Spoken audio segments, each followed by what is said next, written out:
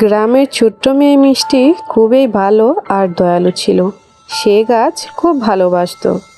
তাদের বাড়ির সামনে একটা বড় আম গাছ ছিল। গরমে সেই গাছের ছায়ায় সবাই বসতো আর বসে আড্ডা দিত। গাছ থেকে অনেক আম পড়তো আর সবাই মজা করে সেটা কুড়িয়ে কুড়িয়ে খেত। গরমের দিনে এই আম গাছের নিচে বসে সবাই অনেক মজা ও আনন্দ করে খেলতো। মিষ্টির ছিল সাদা রঙের বুদ্ধিমান বিড়াল, তার নাম চিনি। চিনি সবসময় মিষ্টির পেছন পেছন ঘুরতো। চিনি এক্সট্রা সময়টা মিষ্টির পিছনেই কাটাতো। একদিন সকালে মিষ্টি দেখলো গ্রামের কিছু লোক আম গাছটা কাটতে এসেছে। তারা বলছে এখানে নতুন দোকান বানানো হবে।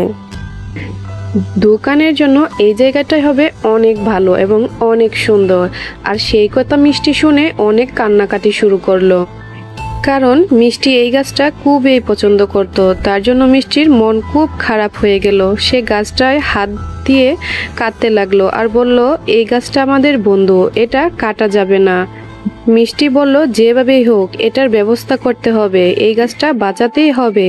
চিনি মিউ মিউ করে যেন বলল, হ্যাঁ কিছু একটা করতে হবে, চলো আমরা একটা বুদ্ধি বার করি।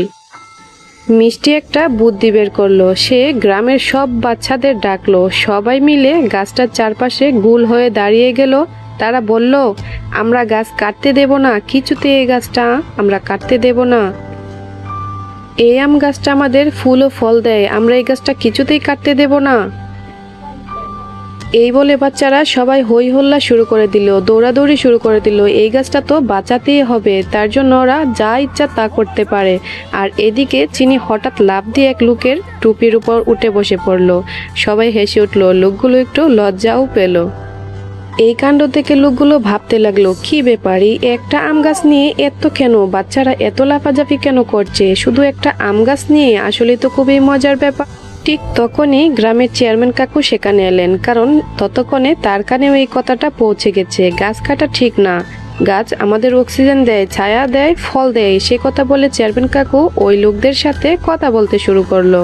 চেয়ারম্যান কাকু ওই লোকদেরকে অনেকভাবে বোঝালো, আর লোকগুলো বলল, সত্যিই তো, দোকান তো অন্য জায়গায়ও বানানো যায়, আমাদের এটা আগেই ভাবা উচিত ছিল, গাছটা আমাদের কাটা একদমই ঠিক হবে না।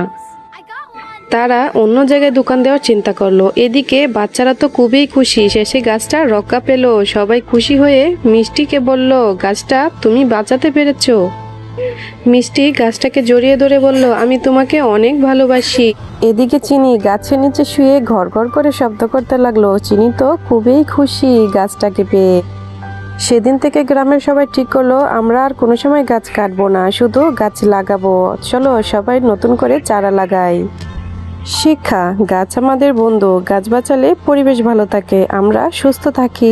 তাহলে বন্ধুরা এবার বলো, মিষ্টির গাছের গল্পটি তোমাদের কেমন লেগেছে? যদি ভালো লাগে তাহলে অবশ্যই একটা লাইক, চ্যানেলটিতে একটা সাবস্ক্রাইব করে দিবে।